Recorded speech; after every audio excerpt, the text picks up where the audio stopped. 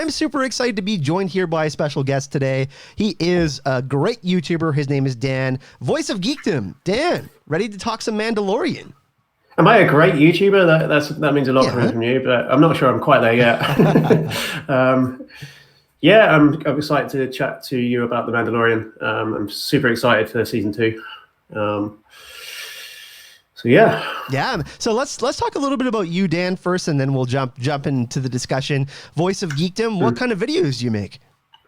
So I've been covering the works of J.R.R. Tolkien. So in particular, I've been covering the Silmarillion. And I'll be covering the Lord of the Rings, and the idea is to be covering the Lord of the Rings on Prime show. So once we start getting news about that, I'll be giving people news about that as well. We know very little about it yet, but huge budget. Yeah, we know that they're spending a lot of money at it. They're throwing money at it. So yeah, that's cool. And that's your main interest. We were actually just chatting. That's my main interest. Yeah. Yeah. You're a huge Lord of the Rings guy, but you're into other things, nerd. And that's actually how we came up with this stream today. We were all chatting about The Mandalorian. You were in the live chat when the Mandalorian trailer dropped on, was it Monday or Tuesday? I don't even know what day of the week it is now, but one of those days. Oh gosh, I think it was Wednesday, wasn't it? I don't even remember. I don't know. Dude, every day is like a Friday to me this year, so. Yeah, it's a year of Fridays this year, isn't it? So we got some cool people in the chat. We got Maura Lee saying she's spamming those Mando helmet and Baby Yoda emojis. Anthony Shaddix, Lady Leaf Underhill says hello. Kate Bertinsky, Amy Blackfire. There's Helen in the chat, the clueless fangirl. Hey. And I'm sure some more people will start to trickle in. The Real YT. I see a lot of awesome people here. Happy Friday. We hope that you're having an awesome week so far.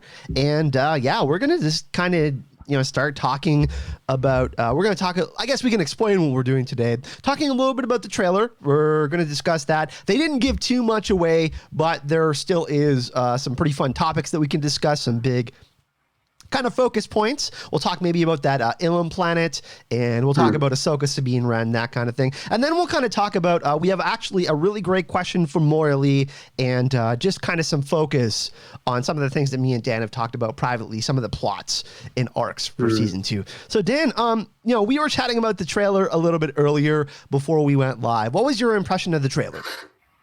I thought that it gave us just enough information to tease that what kind of direction they're going in, if you know your Star Wars. So there was that scene with the docks, and there was the Quarrens, and I think there were some Mon Calas there as well. The squid people. So the squid people, squid people. So that's going to be the planet Mon Cala. Which was mentioned in season 1 privately, Dan, that this is one of the pucks that the Mando got handed from Grief Karga, right? Yeah. So I expect that will be episode 1. That might even be the very first scene is arriving on that planet. I would think, but we'll see. But I don't think we've ever seen Mon Cala in live action, so it'll be interesting. Yeah, the trailer did focus a lot of. We'll talk about the Darth Maul race. We saw them at, Mando fighting one of them at the end. That was super interesting. And then also just some other cool creatures. But funny enough, the Creative Arts Emmys happened yesterday and they won like 4 awards. So we'll talk a little bit about that after they one specifically for the child episode. But that was a cool scene. And not only in that scene that we see cool newer costume CGI and all of that, and the Mando and Baby Yoda going to a new planet, but we also saw a mysterious character in a hood, and that was a pretty hotly debated this week. I think that was one of the kind of bigger topics that has been discussed, obviously. Who do you think that is, Dan? I was under the impression that it was Sabine Wren because it looks like Sasha Banks, and that's the character that she was rumored to be playing in Mando season 2. Some people were saying it's Ahsoka, but Rosario Dawson is playing Ahsoka. That's already confirmed. So it's not Ahsoka. It's not Rosario Dawson. It's not Rosario Dawson. It's clear. I think you're right. I think it is Sasha Banks. It looks like her anyway. How definite is her casting? Because I haven't seen like any sort of official announcement or line from Disney that she's in. She's definitely been cast. Sasha Banks or Sabine? Well, Sasha Banks first. But no, she's definitely been cast. She's definitely been cast. Yeah. So yeah, that was her. And she was tweeting. I was on Twitter trying to follow all of the different people that were in the trailer and whatnot. Like Pedro Pascal was tweeting out and stuff. Like he was like, "Hey, like, check this out." And she was and she confirmed that she was in the show. Oh, right. Okay. I didn't see that. Because people were like, oh, that's cool. Sasha Banks. They were like all super hyped about it. They already, and then Sasha was like replying to those people. Well, it has to be Sabine then. I mean, it has to be, the blue hair is just like, it's too on the nose, isn't it, really? Yeah. And that's got interesting implications because of the last scene in season 1, Dan. Right. The Darksaber. Yeah, absolutely. Yeah. And we know we're going to see Bo-Katan as well. Played by Katie Sackhoff, who's another great actress. Yeah, I absolutely love her. I'm a big BSG fan as well. So I loved her in that as Starbuck. So I'm looking forward to her being in Star Wars. I think she got the right kind of temperament to play Bo-Katan. Well, she's just a wicked actress. She'll be really good. I see all sorts of awesome comments in here. Real YT had a bad day yesterday. Your mom wasn't feeling good. We hope your mom feels better. We have Max Mercer saying... somehow Filoni managed to make the Mon Cala look ridiculous. Yeah, this awesome costume work. They actually won an award for that at the Creative Arts Emmys yesterday, I believe, and they won for some sound stuff and also some CGI stuff. We'll talk about that a little bit later. Kate Bertinsky. Mon Calas have always looked ridiculous. I mean, come on, it's a trap. Ridiculous. It's a trap. That was a meme before memes were a thing. I love all the different ladies in the chat. We have Lady H, we have Lady Leaf Underhill, we have Lady Kate, Lady Maura Lee, Lady Amy Blackfire. I love all the we got lots of ladies in chat today. I think it might be because of Pedro Pascal. He's definitely... Well, it's not because of us, is it? So. It's not because of us. I don't know if anybody noticed, but I put my name as the Fando today. Fandom Media, Fando, lol. Yeah, a little bit of a joke there. Yeah, so really interesting castings there. Those are some bigger names for sure. You know, we'll have to see how big of a role each of those characters / actresses have.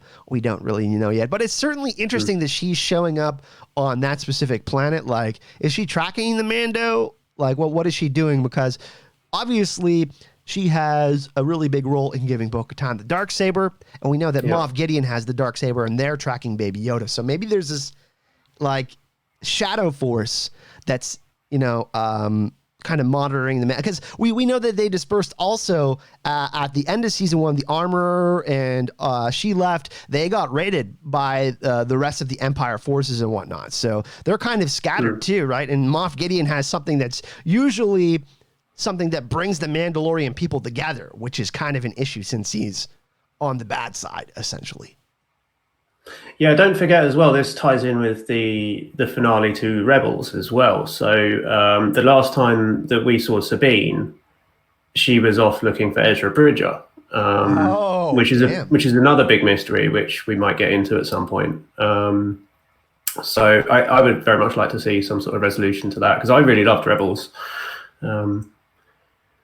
Any thoughts on that? I know a lot of people that are there's some people in the chat that definitely watch Rebels. I love the animated series. I have Disney Plus, so I'll check out an episode every now and then, go back and watch them in relation to some, like if I watch a Mandalorian episode and I see something cool, I might go watch some more animated episodes. This kind of to get more familiar with where they're trying. Dave Filoni and Jon Favreau were trying to go with the plot line in season 2. You know what I mean? Because because Dave Filoni had such a huge impact, right, on the animated series, and we know that Dave Filoni is, seen as kind of one of the visionaries now for Star Wars, and I think him and Jon Favreau going forward are really going to be kind of overseeing things. I think they might be attached to multiple projects. We know Deborah Chow directed an episode in season 1 of The Mandalorian, and she's going to be taking over the Obi-Wan series. So that's something that's super cool, right? We have this really great influence of someone who knows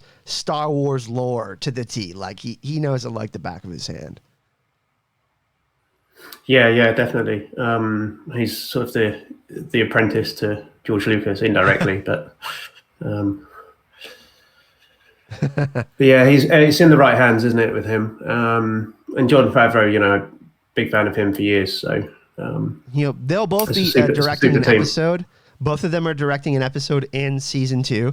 Filoni directed the pilot last year, so that was the Gunslinger episode, and both of them will be directing episodes in season 2. So that's pretty cool. So they'll have some, kind of creative free-for-all to kind of have their own special episodes while also introducing pieces of the plot and new characters and stuff like that. So it'd be really interesting to see. There's a lot of really great directors this year.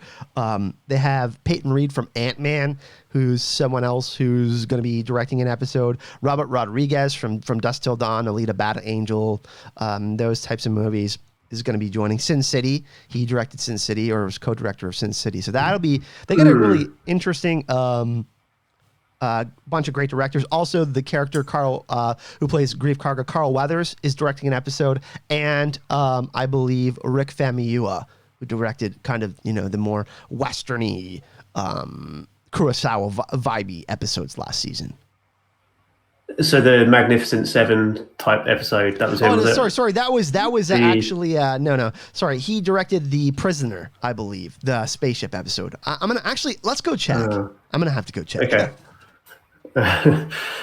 So yeah, that was when you say Western. That was the first episode I thought of. Was the one with the kind of love interest in that sort of village. I was saying to you before we started, I was hoping to binge all of Mandalorian today, but I got up late, so I didn't get through it all. Yeah, I'm going to read the chat while you're doing that. No, it's cool. I'm just trying to pull up which episode he directed. The Child. Oh, he directed The Child and The Prisoner. So yeah, great episodes.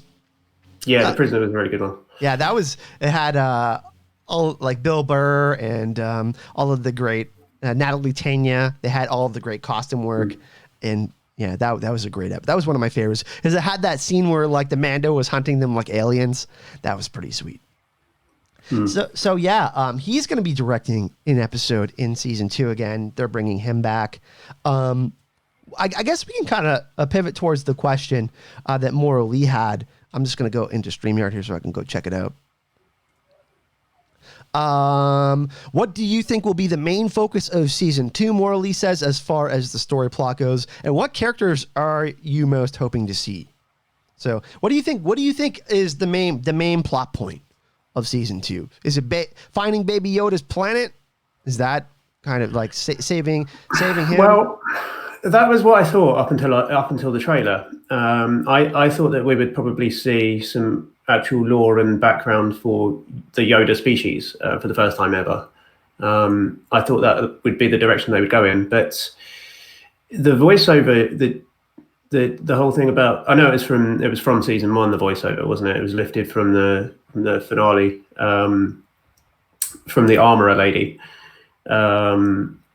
The whole thing about a race of enemy sorcerers, and that sort of implies the Jedi themselves rather than the species. So I think it'll be tracking down the Jedi. Yeah, if they're bringing and as far as Ilum, sorry, you mentioned Ilum earlier. That would be a very good place to look for Jedi. That would probably be one of the first places you would start if you were going to look for Jedi. Sorry, Dan. I don't know if you cut out for anyone in chat. You did cut out for me, so it could just be on my end. I'm just gonna get you that you said Ilum, something about Ilum. Yeah, I said about Ilum. Ilum being the source of the Jedi's lightsaber crystals. That would be a good place for a bounty hunter to start looking for Jedi potentially. And for those of you who aren't familiar with that planet, that was actually ransacked by Palpatine and others. That they knew that there's Jedi crystals there, and that's potentially a really interesting spot where we could possibly see Ahsoka, right? Like if there's Jedi crystals there, Ahsoka obviously connected to Rebels and the resistance force against the Empire. So that's maybe somewhere where we could find Ahsoka, kind of like a Luke Skywalker situation, going to find her. You know what I mean? Because the Mandalorian is trying to find people, at least with information, that could find Jedi, right? And Ahsoka is definitely someone with that kind of information. So that could be an interesting spot, maybe where we see Ahsoka and them link up. That would be dope. Yeah, I mean, if that is Sabine in the trailer, you would think that Sabine and Ahsoka would be working together potentially. Do you want to give your reasoning behind that? I'm really interested to hear what you say about that. Well, the last time we saw them was at the end of Rebels. So at the end of Rebels, the two of them left together to go and find Ezra, who had gone missing, right? So I can only assume that they are still in contact with one another. And yeah, I mean, I'm just going by what I'm thinking in terms of like which characters have. And Ezra was in a location where there was Baby Yoda symbolism on the wall, like of his species, right? We got to remember that. Yeah, there was I forget what it's called. My Star Wars lore is failing me here, but there's like the sort of like Nexus like reality thing, isn't there, that they go into? Is that what you're talking about? I mean, well, yeah, and then it was like a glyph on the wall. It showed a baby, like a Yoda species. Yeah. Yeah. So it's definitely something that we should consider that we could possibly see in season 2. And I mean, that's where they're going with it. They went really heavy with that in the trailer of mentioning the Jedi. They didn't say Jedi, but they said sorcerers. So that's going to be a big deal. So maybe we can even see an Ezra in season 2. That would be crazy. I mean, that would be huge for all the people who watch the animated series. Yeah, I think so. I mean, the main thing that everyone's waiting for is Ahsoka. I'm really surprised they didn't go with Ahsoka in the trailer, to be honest. Makes you wonder how much of her we will see. Yeah, it is interesting that they didn't use her and they teased another character, but it is really interesting that you say that, because there would have been a large positive reaction to that. You know what I mean? Depending on how she looked, you know, I think there would have been probably more hype if they did show Ahsoka, but there's probably going to be another trailer, right? I mean, how many trailers? They had like 2 or 3 last year. So, you know, as we get closer and closer to season 2, we'll probably see another trailer. Yeah, I would think so. We've still got a month and a half, haven't we, at least? So. One thing that's really interesting in chat, the real YT just mentioned, I love to binge seasons, hate waiting week to week. Also, I don't mind spoilers, so I still watch people break down each episode. That's one thing that's interesting about The Mandalorian, is we do get it week to week, unlike, you know, a Witcher, for example, which we've been covering here on the channel. And I think that's a super positive thing for content creators like us who want to discuss, you know, like 3 or 4 topics a week. You know, I'm gonna be doing a bunch of different videos on The Mandalorian, but I think it's beneficial because, you know, you can certainly for the internet fandom world, it's a necessity, really, isn't it? Because it builds up and builds up towards a finale. You know what I mean?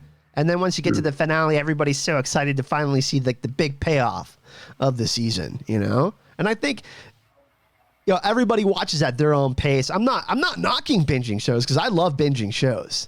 You know, I just prefer to binge them after a whole season is done.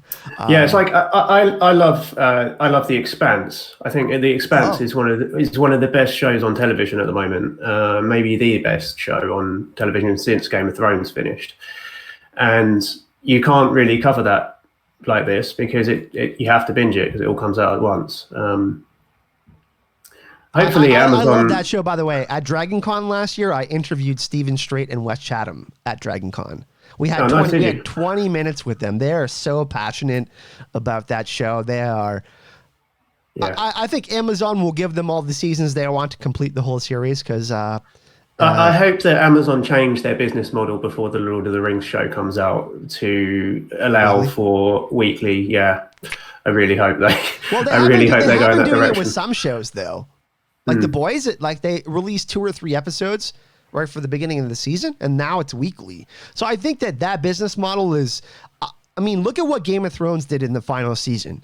100+ million people were watching YouTube videos per week. That's insane. People watching theory videos, people watching live streams, people watching trailers, whatever, you know? And I think you're right though. The business model and I was one of those people. I wouldn't be here if I hadn't been one of those people. and that's kind of how the Baby Yoda phenomenon kind of really took hold too, right? Like building towards Christmas, the holiday season, we knew there was going to be Baby Yoda t-shirts and mugs and toys and shit like that. And people were like, yes, like we need this stuff. And that's a way of building hype for a show too, even if it's, just like selling actual products and not the show. So I think that that's something that's super beneficial, and you're very right about that, Dan. One sec before we continue. Maura Lee, $20 donation in the chat. Really, really, really appreciate that. Once I meet Dan in England, I'll share that with him. We'll get some British tapas. I posted a joke about that yesterday. I saw it. Yes, fish fingers and baked beans and things. Yeah. But yeah, thank you so much, Maura Lee, and everybody. All the people who hit that join button. We got the Real YT, who a channel member. We also got Maura Lee, who's a channel member in chat right now. So very, very thank you very much. We appreciate that. But yeah, Expanse is great, but like now it has some competition. Right? For best sci-fi show. Well, yeah, I mean, they're very different. Yeah. Star Wars being a space opera, more of a sort of fantasy space opera, and The Expanse being more of a gritty political dystopia sort of show. Game of Thrones in space. Yeah, sort of, yeah. I'm just looking at the chat here again. The Real YT is saying, I think they showed Sasha Banks because she is known more over the world due to WWE wrestling. Really interesting concept. I mean, she is pretty popular. She was a champion. Is she a wrestler? I haven't watched wrestling since I was very young. I don't watch wrestling. I know that she's super popular, though, for sure. Right. I can see that she would be. I mean, she's a good-looking woman. So. And no, for sure. And, even though wrestling isn't real, it still requires acting because... there are storylines, there's arcs that they do for wrestling. No, I used to watch wrestling back in the day, like Hulk Hogan, Shawn Michaels, Bret Hart days, like the old days. Well, I guess those aren't the old days, but yeah, to me they are. But yeah, it's going to be interesting to see how she pulls it off. But a lot of people seem really excited about it, and I think they did a really good job with casting in season 1. So if they picked her specifically for Sabine Wren, she must have had a really good audition. Who knows? Maybe she was really impressive. I'm sure she would have impressed at the action stuff as well. I think, it might be a natural fit. I'm a little bit skeptical of wrestlers acting, but then in the past it has worked out pretty well. So we'll have to see. And that's one thing that you mentioned too, the physicality of it. Giancarlo Esposito, who plays Moff Gideon, has said there will be lightsaber battles in season 2. So Darksaber versus lightsaber, that's going to be Ahsoka, but we could still see someone like Sabine Wren getting there. Someone gets hurt, something like that. I think they're all going to be like there's going to be some big fights in season 2. I think that they're going to up the ante with that, especially with We still got the character of Cara Dune in there, right? We got another UFC fighter right there. So they have picked people who maybe who have had like Gina Carano, who has had some acting experience, but picking those kinds of people because they can do, the stunt scenes and also have that make an impact in the season. Because that was a pretty cool part of the season. Like I think Pedro Pascal do his stunts? I know that Gina Carano did though. So that's I think he's doing more of his own stunts in season 2 from what I've been reading. Because I read an article the other day about him being in costume more. Yeah. Because a lot of the time, in the action sequences, I think they did use stunt doubles a lot. You've got an Expanse conversation happening in the chat now because of your Expanse comment. I love it though, and the Expanse fandom and the Expanse people that work on the show, they're all fantastic people. I got to hang out with Cass Anvar and Dominique Tipper the year before. I got to meet them at a party, and they were super nice. And they are so passionate about sci-fi in their show. I just got to keep on saying that they're like. maybe even more passionate than the Game of Thrones people about their show, which is saying a lot because they are super invested in their characters and they love the story. But yeah, as far as the Mando season 2, let's go back to the trailer for a little bit. What were some of the other things that stood out to you in the trailer, Dan, that you enjoyed? Could we watch it? Because I might have to watch it to pick out some moments. Let me think. So the Ilum scene is tantalizing. I've mentioned that already. Let me see. We can get the trailer. I can probably screen share it. The Mandalorian. Probably get copyrighted, but whatever.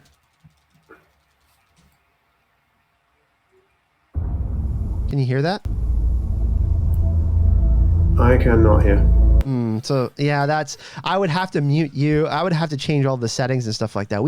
I can probably. Okay, not to worry. You did it the other day, so I was wondering if we could do that again because I want to watch it again now. But let me. Yeah. 1 second. I can screen share. We can all watch it. I think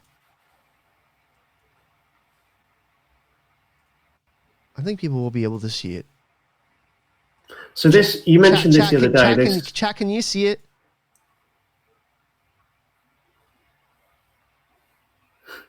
I don't know. I don't know if this is working for chat, by the way.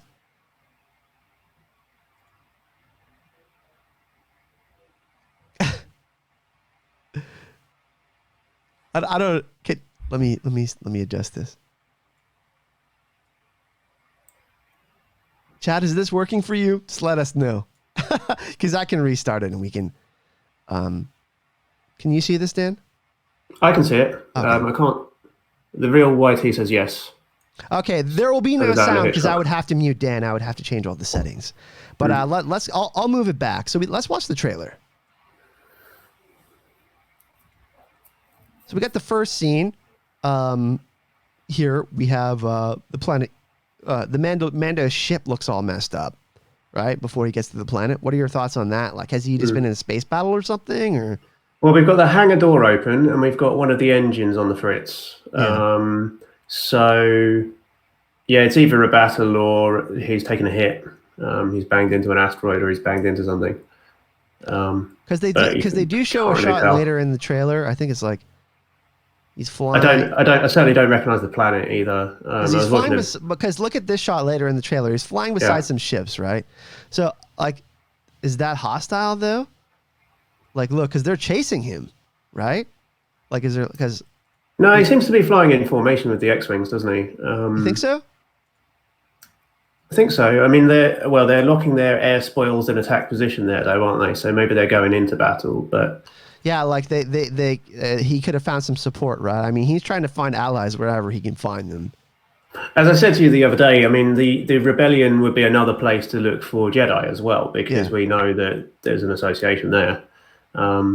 And one of the first Jedi that you would probably go to look for at this period in history would be Luke Skywalker, surely. Yeah. Oh my God, dude, you're dropping a bomb. That would be sick.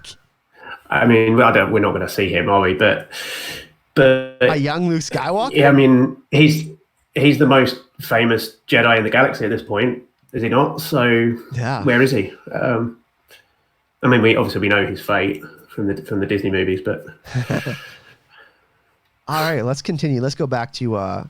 Does this take place? Maybe you know, maybe you don't. Does this take place before he's established his academy that we saw flashbacks of in the movies? I think so. Yeah.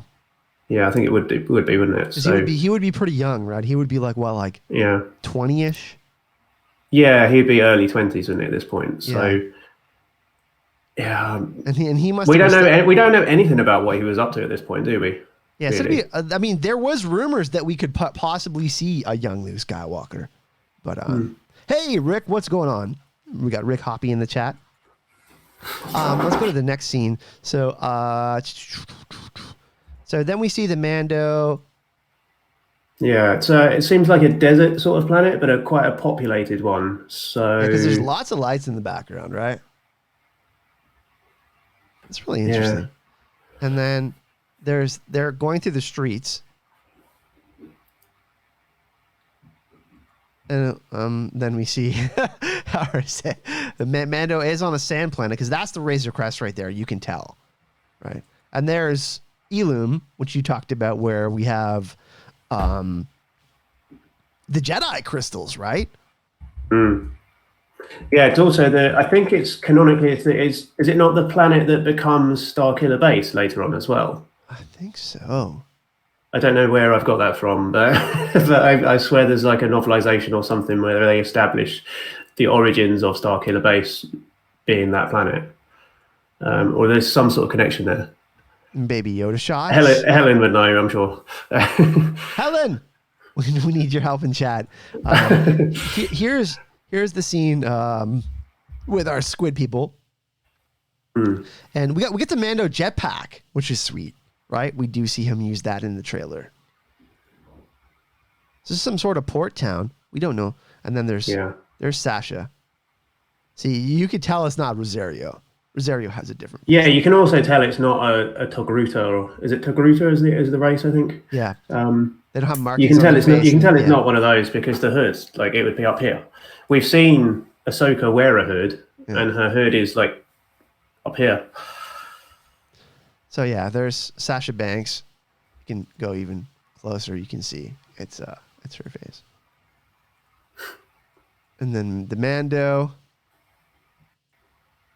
And poof. See, that's the funny part of the scene, right? Because they're talking about Jedi, and they want you to think this is Ahsoka. Yeah. Right? Yeah, that was absolutely the first thing I thought too. Yeah. It's one of those misdirection things, isn't it? They do all the time. Yeah, they do that all the time with trailers, and I think that's pretty interesting. But you think this is going to be really early in the season, right? Like first scene or something? That's a really if it is Mon Cala, I think it will be very early. Because then it also establishes like someone is watching over the Mandalorian. And I wonder how early we'll get the reveal for that. Can't really say, but Baby Yoda knows something is up. Maybe Baby Yoda sensed something. A disturbance in the Force. So then we already went over. Baby Yoda seems to be cleverer than your average baby, doesn't he? Seems to be quite intuitive.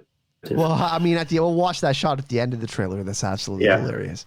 That was my favorite moment of the trailer, I think, just because of the laugh. We get the speed racer here. Grief Karga's got a new outfit. What do you think of that? Their outfits look great. They look a little bit different, don't they?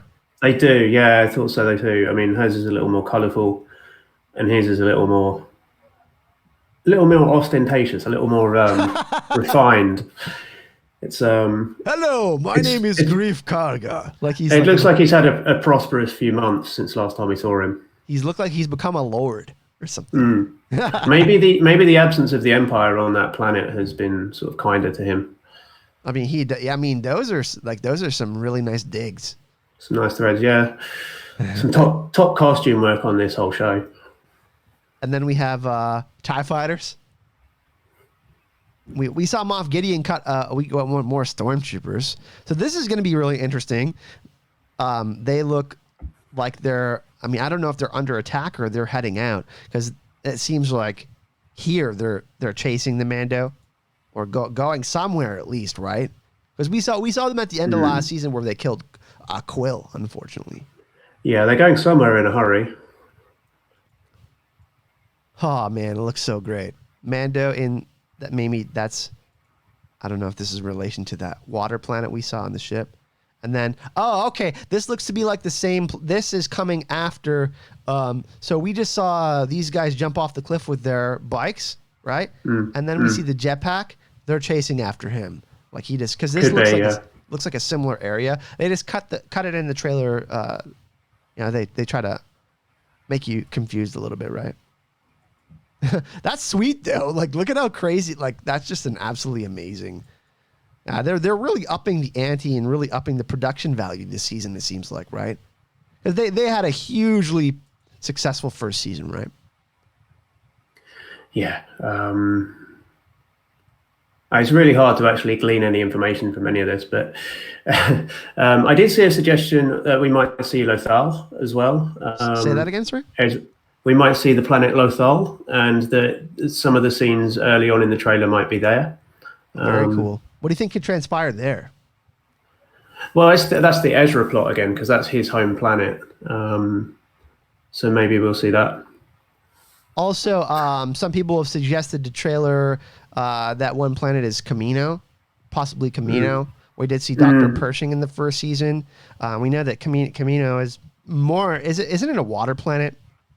Yeah, it is. Yeah, well, we saw it in Attack of the Clones, didn't we? And I don't know if that looks all like a water. It looks like it has some green on it, but it looks like it has a lot of water. So I don't know if that does. I don't know if that's Kamino or not. I can't really confirm or not. It is a blue planet, though, so that's. It's got some sort of blueness to it, yeah. So it does look like it has green in there, right? Yeah. And then we have this character. Yep. I don't know if I've ever seen that race before. Cyclops race. And then we have this. There might be someone in chat that knows more. The best scene in the trailer where Baby Yoda's like, "Shit, I saw you do this before, man. Those things are gonna wreck me." Whistling birds. Yeah, whistling birds. And the fact that he knows this now shows that their relationship and their communication is growing. That's so cool, man. I love that. He is 50-year-old babies that were less clever. We're talking Benjamin Button or something. You know what I mean? So yeah, that's the majority of the trailer. And then we also have that last moment where we see one of Darth Maul's brothers getting stabbed with a throwing knife. You think we'll see the inclusion of his race? Well, we've seen one of them. It looks like he's just some random thug. This is a Zabrakian warrior, right? Yeah, so... mercenary? Yeah, I don't know how canon it is now, but there were there was more than one planet that the Zabraks came from. So there was Dathomir, which was in the Clone Wars. And obviously we saw Darth Maul's actual brother in the Clone Wars. But then there was Zabraks from the planet Iridonia, I think. But I don't know how canon that still is in the new Disney universe. So yeah, pretty they didn't give us a lot, but they gave us fun moments. They showed a lot of action, let us know that there's going to be a lot of action this season, which is exciting. Yeah, there's a lot of stuff in there that makes me scratch my head at where they're going with that, but it's a bunch of stuff jumbled out of order, isn't it? People are getting excited in chat. I love it. Yeah, that's the one thing too that was really interesting about the first season, because it was like Baby Yoda being this cub, that idea of, in the Westerns, that cub, you know what I mean, being protected by some sort of vigilante or anti-hero or hero.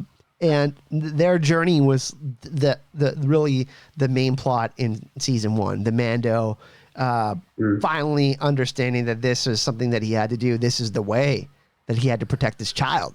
Right? Like that was the main plot of season one. But now it's going to be really interesting to see where they go with it in season two, and what the main plot of season two is going to be.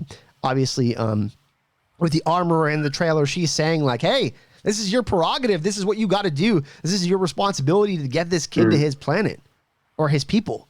So that, I think that's going to be one of the main plots, but I think that there's going to be some pretty big I think there'll be some bigger revelations, like more that'll affect the whole universe type deal. You think, yeah, it'd be less of a personal story. Certainly, we need to know a little bit more about this baby as well. What was the purpose of it? What were the Empire doing with it? It's 50 years old, which would mean it's like in it would be in the time when Palpatine was still a senator, would it not? So. It'd be pre-Clone Wars if it's 50 years old.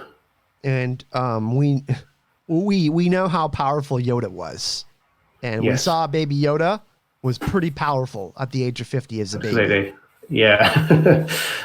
My guess would be it's a clone that Palpatine made of Yoda. He got hold of Yoda's toothbrush or his comb or something, and got some DNA from Yoda. Dan, I gotta stop you right there. I understand that if any more words come pouring out of my cunt mouth, I'm gonna have to eat every fucking. Wow, Palpatine got a hold of Yoda's toothbrush. You heard it here first, folks. Theory busting. He got a DNA sample somehow, and now his plan was to turn Baby Yoda to the dark side and have a very powerful apprentice. Or creating a clone army, because Dr. Pershing being there is really interesting. Them analyzing Baby Yoda like that. Maybe this isn't a clone. Maybe it is. Maybe that's why they were analyzing it, to see the progress they've made like 50 years into, because clones' lifespans are generally pretty different, right? Because they're... Yeah, they did the whole thing with the clones of Django, that they sped up their development, didn't they? Also, one person that we are going to be seeing in season 2 confirmed is Tamora Morrison. Tamora Morrison played Boba Fett. So, oh, right, of course. Yeah, and, okay, yeah. And there's a rumor that Rex is going to be with Ahsoka in season 2. Well, that's a rumor that I like to hear, because he's awesome. Who doesn't love Rex? There was some... It makes sense, right, for him, 'cause he's older now, for him to play Rex. Yeah, that's right. Yeah, it would make sense. Yeah, I mean, Rex has a very established look, though, from the cartoons. I don't know what he looks like now. I have not actually seen an image of him. But there were some people what he looked like in the 2000s. Some people were saying in that episode where the Mando was on that desert planet and he was fighting the different bounty hunters, Ming Hanen from Agents of S.H.I.E.L.D., Ming Ha, sorry. Her character had someone with spurs and a long cape. And some people, like I was saying that was Moff Gideon, but some people are saying that that's someone else, because apparently Boba Fett's armor is going to be in season 2 and worn by Timothy Oliphant. And we don't know who his character is playing, but that's not Boba Fett, right? I mean, Timothy Oliphant is not Boba Fett. So, no. It's going to be really interesting to kind of see where they go with that. And Tamora Morrison, like who he's going to be playing. Because, I mean, like Boba, like I don't know. People are saying. Last time we saw him on-screen canon, he was being eaten by a giant hole in the ground with a beak. The Sarlacc, of course. There was an old canon explanation of how he survived, wasn't there? Which is no longer canon. So I don't know. Somebody else may have his armor. Boba is not actually a Mandalorian. So he wears Mandalorian armor, but he's not a Mandalorian. He's a bounty hunter. He's a bounty hunter. Yeah. So I would think we would see him in a sort of antagonistic role. If you were to, like, I'm thinking D&D terms here, like lawful good, chaotic neutral. Like Boba is like, he's neutral, but he's really not. He would be like a neutral evil, I guess. I don't know. Yeah, I'd say neutral evil. Yeah, because he's not lawful evil, because he's a criminal, but but he has a sort of code, a bounty hunter code. So he's not particularly chaotic, but he's definitely evil. Amy says in chat, when I hear Boba, I just want milk tea. That's kind of funny. Boba. That's I don't know if we have. No, we do have it in Ottawa and Toronto, but we don't have it here where I'm at. It's a delicious drink. So yeah, that's another pretty interesting thing for season 2. The possibility of getting Boba Fett. I don't think we're going to get Boba Fett. I think he's going to be Rex, since we're seeing Ahsoka. You know, the Mandalorian needing some more allies. We're going to see more antagonistic people on Moff Gideon's side probably be introduced, since Werner Herzog got killed off in season 1, the client. Maybe Dr. Pershing is someone that becomes more relevant in season 2, because we only really saw him those 2 times, right? So, and he's still alive, and he wasn't killed as far as we know. He's a big mystery, really. And for them to include him in the Camino patch sign is a pretty big deal. Like that, like we're probably going to see some clones. I'm guessing. Yeah, that wasn't an accident. There's no way that was an accident. But it was such a big mystery in season 1, and they never really got anywhere with giving you any more clues than that one scene with the patch. He seemed to have more empathy for Baby Yoda than the Empire did as well. Like he's like, I don't want to hurt it. I don't want to hurt it, right? Because when the Mando came back for Baby Yoda, he was scared shitless, and he's like, listen, I'm not who you think I am, essentially. But then obviously, we don't know the reasoning behind all of that. Yeah, it's a big mystery. I want to get some answers in season 2. I really want to get some answers to some of this like backstory stuff about the child. That's what I'm hoping to see. So the second part of Morley's question was, what characters are you looking most forward to see in season 2? Of course, Ahsoka is the easy answer. I think there's a lot of Ahsoka fans out there, but yeah, I'm pretty excited to see Sabine and where they go with that, and Bo-Katan.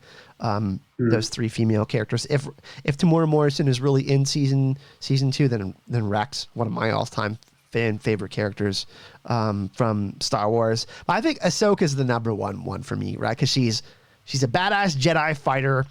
She has, like, bringing her into the plot means that there's a bigger overarching story that we're going to be learning about, I think.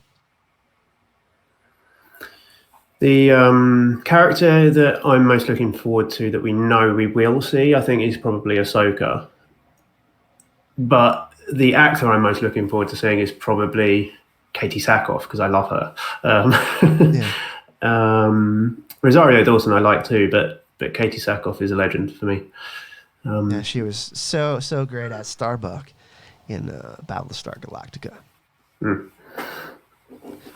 Wesley brings up an interesting point in chat, by the way. I hope Boba Fett doesn't come back. I like the rumors of Cobb Vanth wearing Boba's armor, like in the Aftermath books. I could see Timothy Oliphant playing Cobb. That would be cool, right? And that's another bounty hunter, right? I don't remember who that is. I'm going to have to Google that. Keep the questions coming, chat. We'll just open it up for the last little bit to questions. We've kind of talked about a bunch of different subjects. Obviously, one thing I did want to mention was the awards that The Mandalorian won yesterday. I'm just going to read them off for you on my other computer here.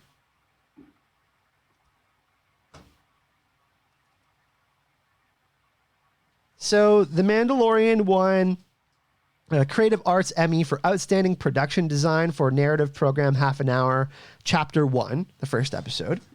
It also won... No, that's the same screenshot. It won an Creative Art Emmy for Outstanding Sound Editing for a comedy or drama series, Half an Hour. It also won an Emmy for Outstanding Sound Mixing for Chapter 2, The Child, Episode 2. And I think there was a fourth one. I think it won... Was that 5? Yeah, it won 5. Outstanding Cinematography for Chapter 7, The Reckoning, for Half an Hour series. And then an Emmy winner for Outstanding Special Visual Effects for Episode 2. So it won 5 creative Emmys. And it's nominated for another 13, I believe, for the real Emmys for Outstanding Drama. And all of that, pretty crazy for a first season of a show, right? Like, they did a really good job. Oh, yeah. I think I don't have too many criticisms of season 1. I think it's the best first season of a show I've seen in a long time. Some people, there's Anthony I did see that news. Tatiana Maslany, I believe is her name, is cast as She-Hulk for Disney Plus. She was in the one show with the clones. What's it called again? Orphan Black. She was the star of that show, and she's got cast as She-Hulk. So yeah, I saw that on Twitter earlier as well. I don't really know her, but seems good. Hey, Star Wars Daily News, I really appreciate you, man, but this is like the 3rd time you come in the chat and advertise yourself, man. Just ask before you do that. I appreciate you have the knowledge and stuff like that, but always ask consent from a mod or a content creator before you do that, my man. It's just common courtesy. The Mandalorian seemed to sneak up on me. Amy said, I heard about it, but didn't see much hype. Then once I watched it, just wow, glad this season is getting more hype. Yeah, they've really hyped up this season a lot. And it was, I think, the most downloaded show last year, as far as I know, or one of the most watched shows. I think it was number one or number 2 after Stranger Things. Those were the first 2. And I think Witcher ended up being first for like 2 weeks or something like that. But The Mandalorian was huge. So I think Witcher was the one that was the surprise hit. I wasn't too surprised by a Star Wars live action show being a big hit. Because The Disney kind Witcher of marketed snuck it up as on their me. like feature show, like their start off show, right? Yeah, it was their flagship show of their new streaming service, wasn't it? So it didn't take me by surprise, but it surprised me how good it was and how well put together it was. And That's it some really surprised me the interesting direction they went in as well, because the Mandalorian isn't, the Mandalorian lore isn't really well known. Before the show, you if you say Mandalorian to the average Star Wars fan, they don't know what you're talking about necessarily.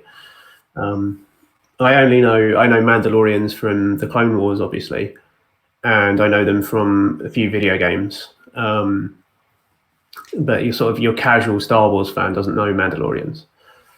But I think the way they set it up, the setting of it, the westerny vibe, obviously like the kind of like space cowboy vibe going on, right? There's so many cool. It's a spaghetti western, isn't it? Basically, and going into cool cantinas, seeing cool aliens. And the humor, like there's really really cheesy humor. Right, makes you laugh. You're like, oh, it's like Marvel, it's like MCU style comedy, isn't it? Yeah.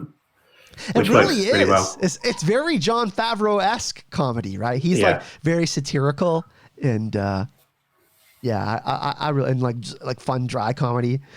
Quill was a funny character, funny enough, even though he was Nick Nolte did a great job as Quill. So everybody in the chat is hyped for The Mandalorian. I'm pretty hyped too. One thing that I do want to do, chat, for everyone that is here, if you're enjoying this conversation, make sure you go subscribe to Dan's channel. I put all the links to his YouTube channel and his social media in the description of the video. He makes great content. So it's super easy. All you gotta do, click on the link, subscribe, super easy to sign up. And Dan does great Lord of the Rings content. So go make sure you go check him out. And I would be thrilled if people would. There are one or two names in your chat that I recognise as people who do watch my content already, I think. But if you're not familiar with me and you like Lord of the Rings, please check me out. And me and Helen have invited you to come on for an episode review for The Mandalorian during the season. So that'll be cool to do, because Helen hasn't been on the channel in a while. But she is coming back to do a weekly review like we did for The Mandalorian season 1. So that'll be super fun. And we're going to have some special guests on. Aziz from History of Westeros. Dan's already confirmed here. So we're going to have some cool special guests, and we'll have some fun breakdown shows, because it's cool getting other people's perspectives and what they watched. You know what I mean? Like I can say, like, people are pretty sure on what I'm going to say, but it's also cool to come in and have debates and questions and talk about fun theories and stuff like that. So I'm hyped for that.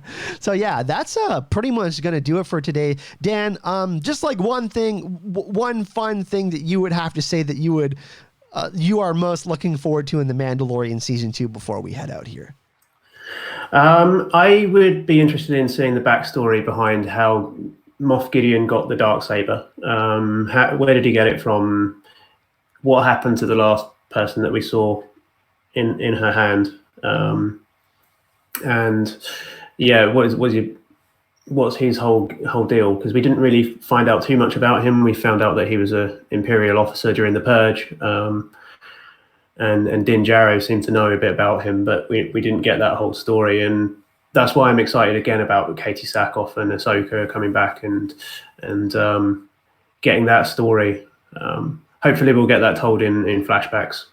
Because, speaking of flashbacks, we did see the Siege of Mandalore from Din Djarin's perspective. We've got to remember his parents ended up saving him, and there was that robot that was about to kill him. Then we found out a Mandalorian ended up saving him, and he became a foundling.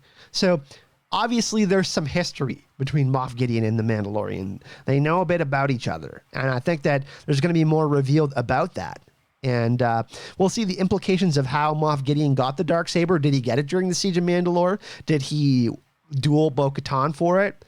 Because we're going to see Katie Sackhoff right? So there's going to be some really interesting and plot lines in season 2. And you're right. We only got introduced to him right at the end. He was only in 2 episodes, and he's been Giancarlo Esposito is a superstar actor. If you're going to have him for 2 episodes, like that would just be a waste. So he's going to be the main antagonist this season, and we're going to have to learn more about him and what his true intentions are and what he's after. Yeah, I'm thrilled by the idea of seeing him have a lightsaber fight as well. Yeah, because we were talking about that before the show. Lightsaber. We were talking about that before the show, how much we were excited to see him versus Ahsoka is what we're predicting.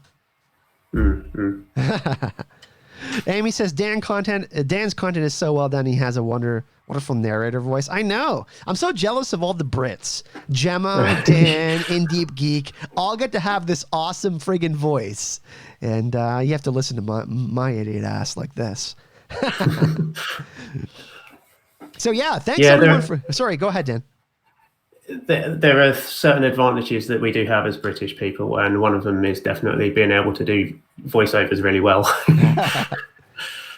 So yeah, like I said, everybody go check out Dan's channel. Really easy. All his social media and his channel in the description of the video. Go subscribe and show him some love. We appreciate you coming to hang out today. Excited to have Dan back on for a Mandalorian episode review. We're not that far away. We're only 8 weeks? No, so 6 weeks away from the next Mandalorian season. Actually, 42 days. So really, really close. It's going to come to us faster than we think. This year has been flying by, like I said, a Friday every day. But thanks for joining us, everyone. Thank you, Maura Lee, for that donation. If you do want to support the channel, you can hit that join button or join my Patreon, which you can find the link in the description of this video. We're trying to get to 30 by the end of the month. We're currently at 24 patrons. So thank you, everyone who signed up for that. And yeah, we got 7 channel members. I think if we get one more, we get one more person to join and we get a new emoji. So anybody want an Ahsoka emoji or some other emojis, let me know, and we'll try to hook that up. Thanks for joining us again, everyone. Have a great Friday and great rest of your weekend. This is the way. Well, no, wait. This is the way. This is the way. Or should it have been I have spoken? Should have been I have spoken, right? You have spoken. I have spoken.